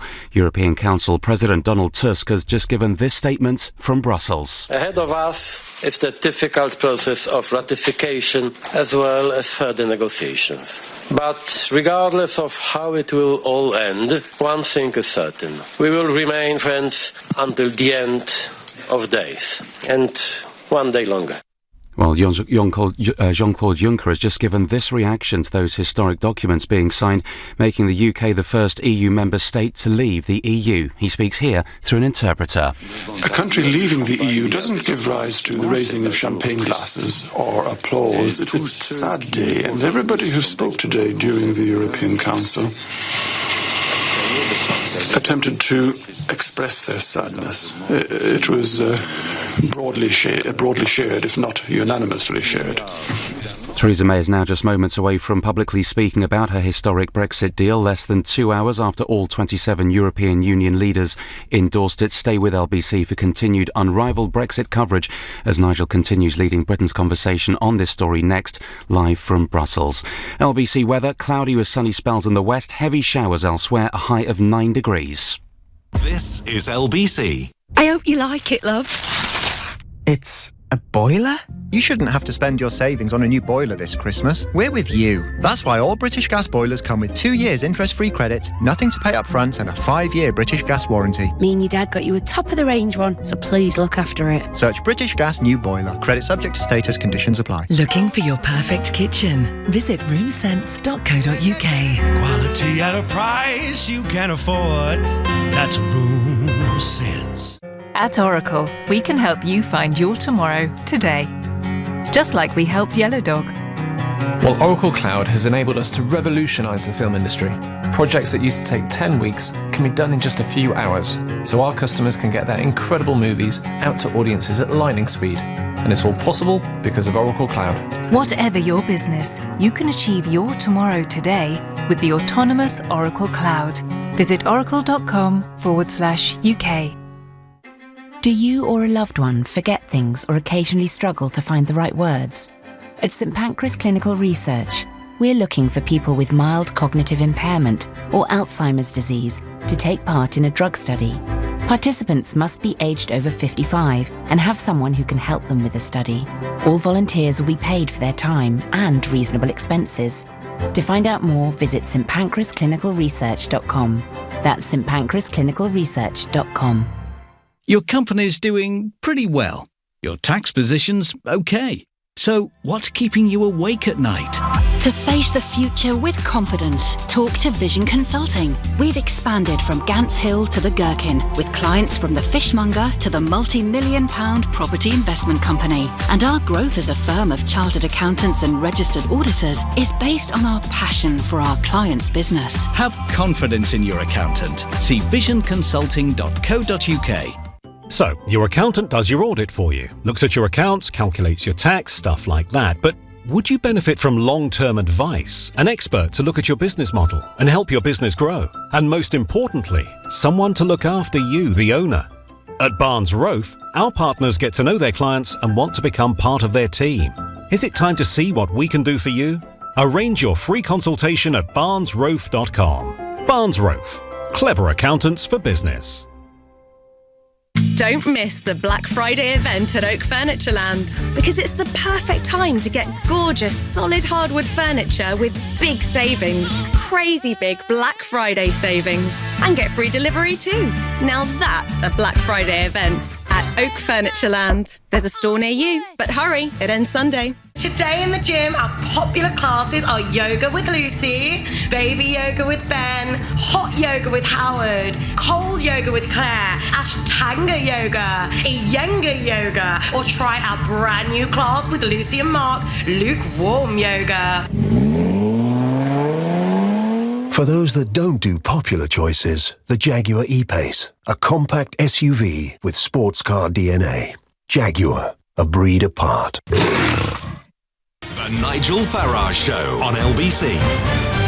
Well, here in Brussels, press conference going on. Jean-Claude Juncker, Donald Tusk and Michel Barnier are taking journalist questions. And Juncker has just said that the agreement on Gibraltar is good for Spain. I bet it is when we find out the real details. And I was asked here about Gibraltar. Over 93% of people there voted to stay in the EU. I'm sure they won't be disappointed if they're tied to Spain. Actually, they will. The Gibraltarians are in this bizarre position. The reason so many of them voted to remain part of the European Union is they fear Spanish reprisals. They fear the border going back to the old days of Franco, with it being incredibly difficult to get across. Although the truth is, even as EU members, the Spanish often make that crossing very, very difficult. So a really anomalous position that Gibraltar finds itself in. Clearly, any future trade deal is not going to involve them unless the Spanish say yes. Although I'm surprised the Spanish have got time to talk about Gibraltar. They're so busy putting in prison people who object to them up in Catalonia. But hey, that's for another day. And Jean-Claude Juncker's big statement is, this is the best deal possible for Britain. This is the best deal possible for Europe. This is the only deal possible. And I think what you're hearing there is, if the British Parliament rejects this deal, and the numbers suggest that it will, but hey, this is politics and things can change, that the thought of the British Prime Minister coming back here before Christmas to renegotiate this, I promise you folks, it's for the birds. I think it really is this deal or head towards no deal. But if we head towards no deal, a lot may change. Let's go to a new caller in Shrewsbury called Catherine, who is a Gibraltarian. Good morning, Catherine. Good morning, Nigel. Thank you for having me. Not one little bit. So how do you see the overnight concessions to Spain, Catherine? Mostly, I think most of my fellow country people are absolutely shocked. Absolutely shocked about what this will mean. I mean, for the first time, the British government have said that a deal that will possibly be arranged for the UK in the next couple of years will not automatically result in Gibraltar getting the same deal. Now, that is in effect giving the Spanish government a carte blanche to do whatever they like with us.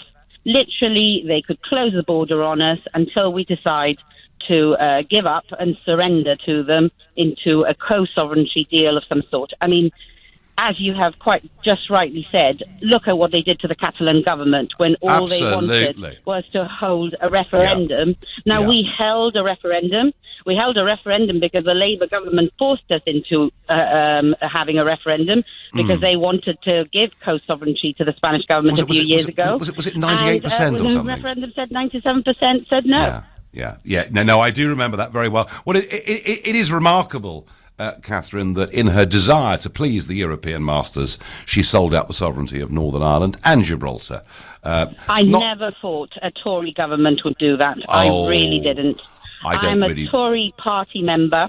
I'm a Tory party member. I have voted. I campaigned in favour of Theresa May in the last election, and I sent a letter of resignation to my party last night. Did you? What they've done to the Gibraltar government. Yeah, absolutely. Yeah, well, they're not very Tory in many ways, is what some would say. So, Catherine, how much damage do you think this deal... I mean, let's supposing she gets this deal through. You know, I spoke to... Well, I know, but let's just sort of, play the game here for a moment. I spoke to a Conservative councillor in Tunbridge Wells earlier, serving councillor, absolutely appalled by this. Just how much damage would this deal, if it went through, do the Conservative Party? I think the Tory party will be split in two. It will absolutely result in a Labour government in the next election, I feel, because, certainly I won't be voting Tory. I have no idea who I'm going to vote for at the moment. I certainly won't be voting for Corbyn, but absolutely no way will I vote, certainly if Theresa May must resign. There's no way I'm voting for her in the next election. No, I think many Tory members will feel the same. I think as a Gibraltarian, Catherine, you've made that pretty plain. Thank you very much for picking up the phone to us this morning. Jim says by text, why does everyone talk about keeping everybody happy? The Remainers aren't supposed to be happy. Well, I do know what you mean, Jim. One side did win the referendum. It was promised implementation, and it's just not really getting it. Let's listen to Donald Tusk a few moments ago at the press conference. Today, the European Council endorsed the agreement on the withdrawal of the United Kingdom of Great Britain and Northern Ireland from the European Union and the European Atomic Energy Community. The European Council invited the Commission, the European Parliament and the Council to take the necessary steps to ensure that the agreement can enter into force on the 30th of March 2019, so as to provide for an orderly withdrawal. Well, there we are. Donald Tusk seeming happy about this, but it's quite a big if, isn't it? If it gets through all these next parliamentary stages. George is a new caller on the Caledonian Road. Good morning, George. Good morning, Nigel.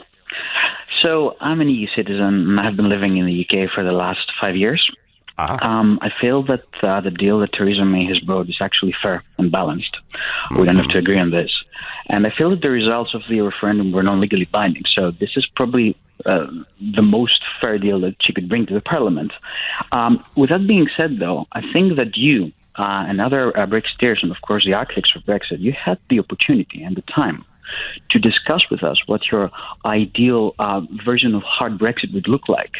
And I'm still very confused about that. Because there was no hard Brexit, George. There was no hard Brexit. Then nobody discussed hard and soft Brexit. This was just an invention. What does your no-deal agreement look like? Because I feel that you're trying, along with other politicians, to somehow torpedo a fair deal that could lead us into uncharted waters.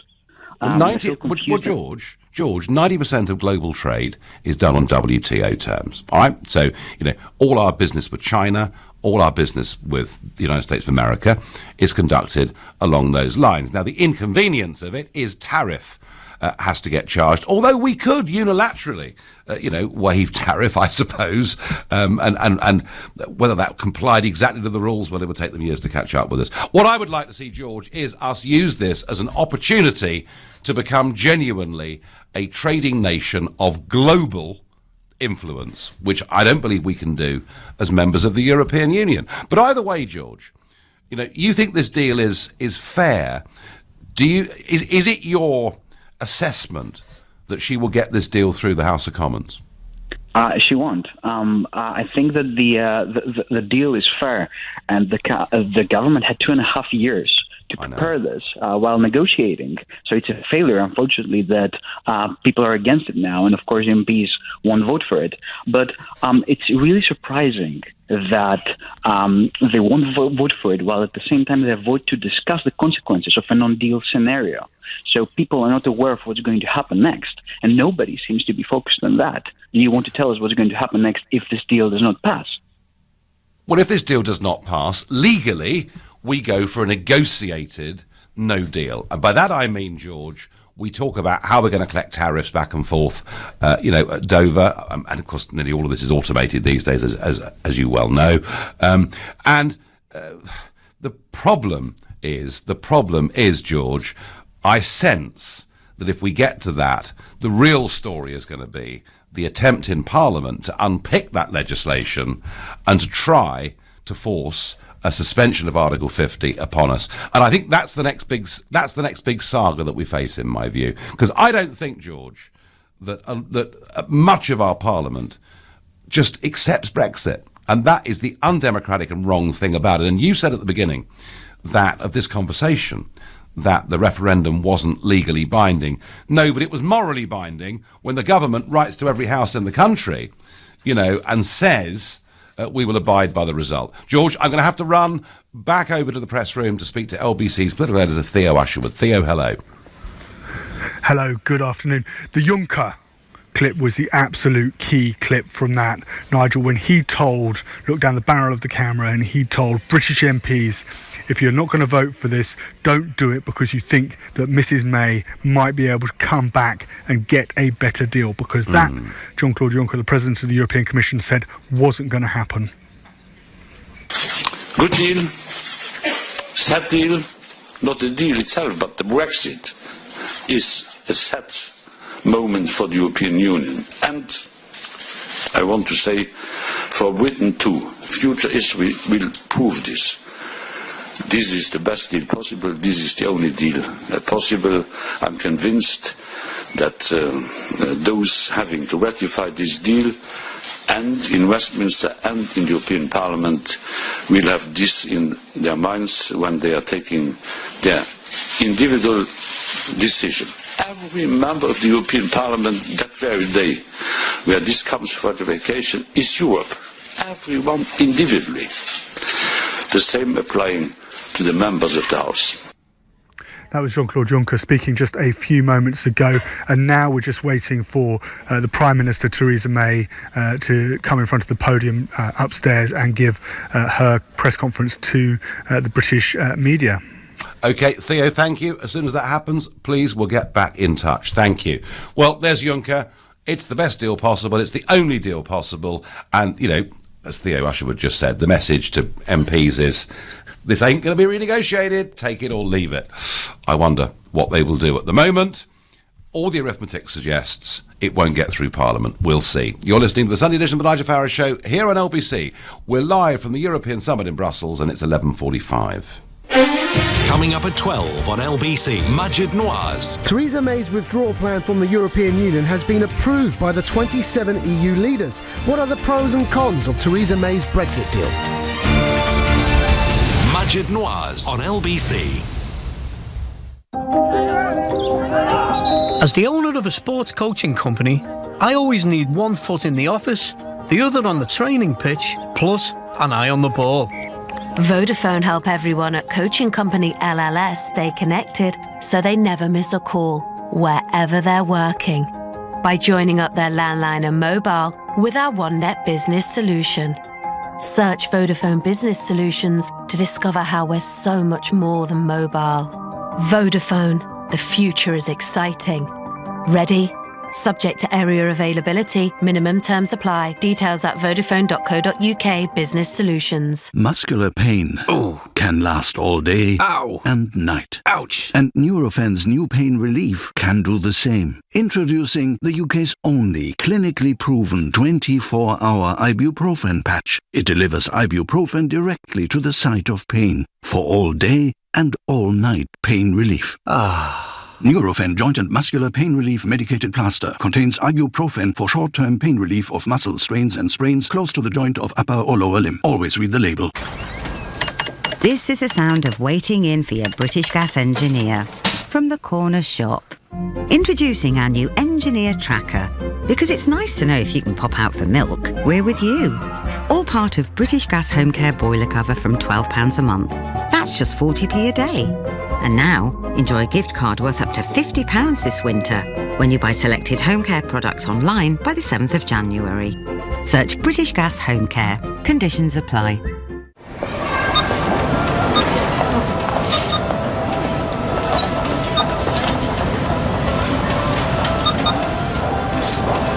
This is the sound of Claire's spending spree at the Bullring Shopping Centre, Birmingham.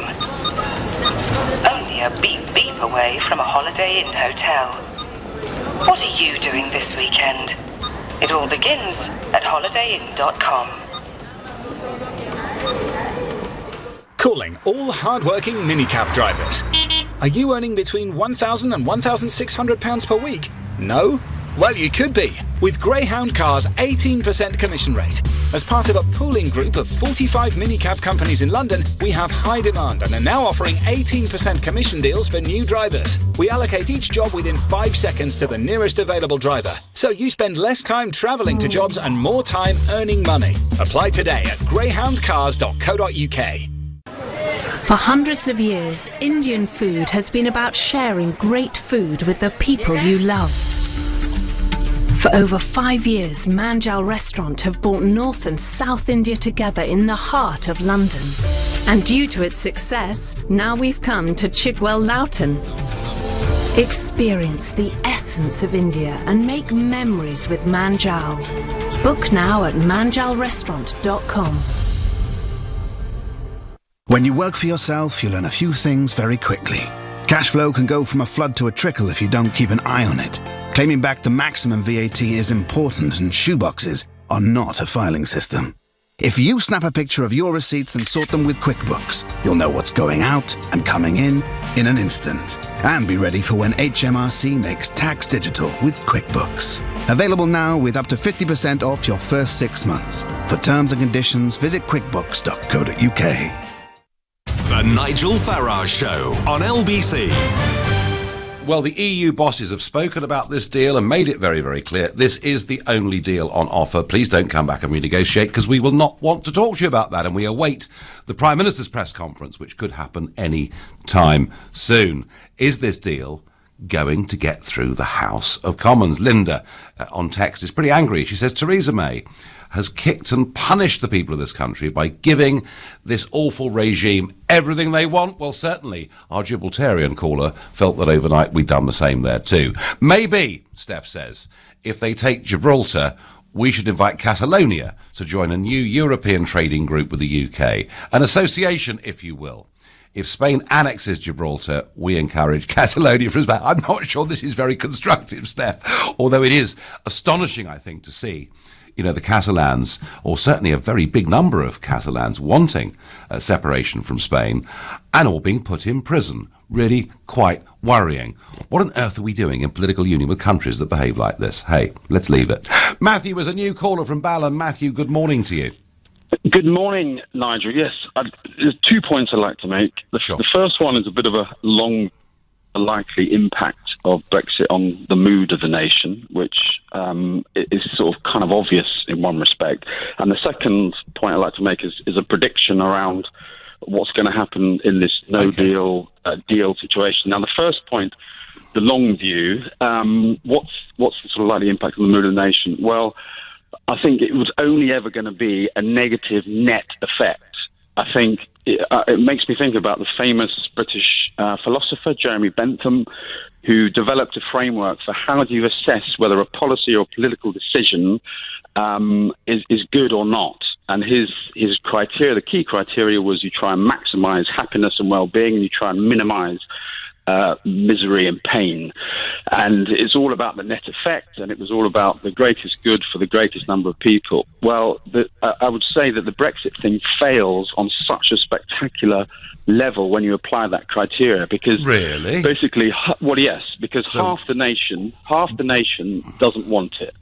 Half the adult, probably with the best will in the world and the best evidence, we can't be absolutely sure, but probably 50% of the people don't want it. And so when they look at the mess that we're in, their only conclusion is negative. So what if, Matthew, in 5 years' time? 5 years' time, we're out of this. We're independent. We're doing well. We're becoming quite a significant global force trade-wise. We're diversifying more around the world. And the European Union is in massive internal turmoil because the voters all over Europe are rising up against their dictatorial power here in Brussels. And the EU is imploding upon itself. I think we'll say to ourselves, that was a great escape.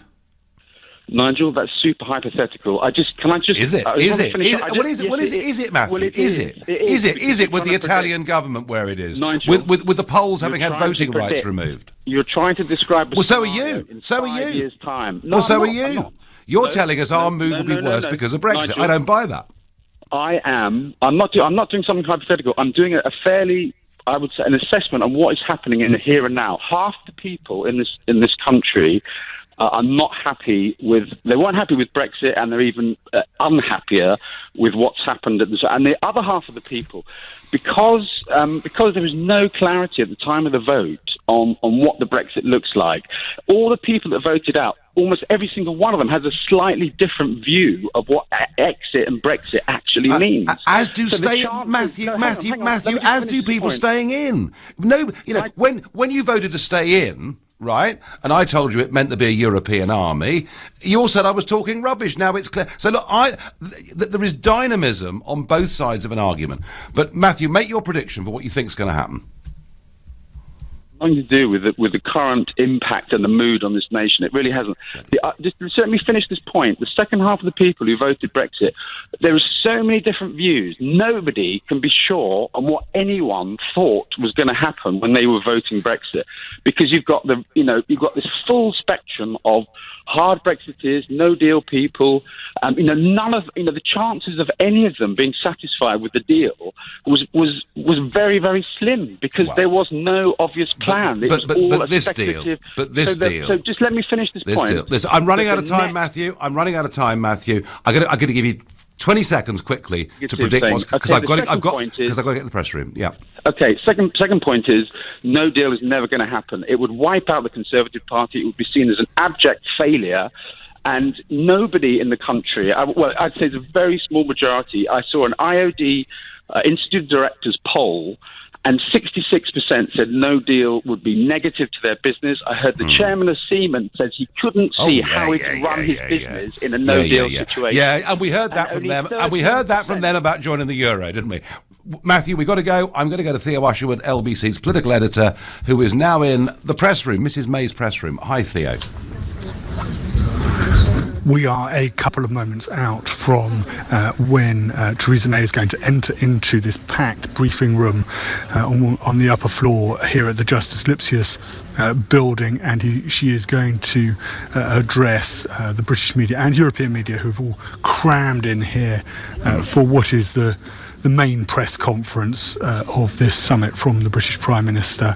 I'm told we're literally a couple of minutes out from the Prime Minister. She'll give a short statement about the deal that has been agreed both on the Withdrawal Agreement and on the political declaration. Then she will take 3 or 4 questions, a couple from the British press and then a couple from the European press on her deal. And it'll be interesting to see how she reflects what Jean-Claude Juncker was saying in his press conference with Donald Tusk, that this is the only presumably deal on offer. It doesn't get better than this. Presumably she echoes that, doesn't she? She has to, and then it raises the possibility, doesn't it, of either a no deal or a people's vote, a second referendum, and the possibility of coming back here in December, MPs having rejected the deal and trying to fight for something different. Donald Tusk was quite interesting. He wouldn't speculate, the President of the European Council, he wouldn't speculate when he was asked briefly on what would happen if the House of Commons rejected the deal. They didn't want to lecture MPs, Juncker said that, but they wanted it to be made clear that there wasn't something better. There wasn't something that the British Parliament could fight for that would somehow improve the terms of Mrs May's deal on the Withdrawal Agreement. That just wasn't possible. No. OK, Theo, thank you very much. We'll come back to you as soon as Mrs May starts to speak. Trini says by text, I bet May has given away fishing rights to Spain. Oh, Trini, we did that years ago. The Brexit was about taking it back, and it appears that we're very reluctant to do so. Michael is a new caller in Manchester. Good morning, Michael. Hi, Nigel. How are you? Okay-ish. So, Michael, does she get this deal through? Is it, this choice, if we don't accept it, we're going to head for disaster? That's what we're going to be told in the next few weeks, Michael. Well, first and foremost, Nigel, I need to say that I voted to stay in. Yep. But I've got to say the deal is the worst of all worlds. Yes. When I see this deal, I'm mindful of what Margaret Thatcher said. If you walk down the middle of the road, you get hit by both sides. That's right. Well done. Well done. It's very good. And I just feel that it is such a divisive issue. She should have gone in, despite my own views on staying in and the benefits of that. She should have gone for the hard Brexit route simply because I wouldn't have agreed with her, but she would have delivered on the verdict. Should we call it, Michael, should we call it a clean Brexit? I prefer the word clean. Yeah, that's clean. So we all choose words to suit our arguments, don't we? Absolutely. But, you asked about my prediction. I think there is no way this will be passed in the House of Commons. I'm often mindful of what Ted Heath did, using his powers of persuasion to the pro-European Labour MPs. To get his deal through. Well, he managed, and she's going to have to try the same thing. Michael, we're out of time. Thank you. Thanks for listening, everybody. I'm back in London tomorrow at 6. At 3 this afternoon, it's Ian Payne. But up next, it's Majid Nawaz. Thank you, Nigel. Coming up, a hard-hitting new report drawn up by the cross-party group of MPs and peers, including former Conservative chairwoman Baroness Warsi, will be published this week to set out a new definition of what's being called Islamophobia. Is it possible to criticise Islam without being accused of Islamophobia? But first up, of course, it's the news of the hour and of the week. Theresa May's withdrawal plan from the European Union has been approved by the 27 EU leaders who gave it their backing after less than an hour's discussion in Brussels. Parliament is expected to vote on the deal in early December, but it's approved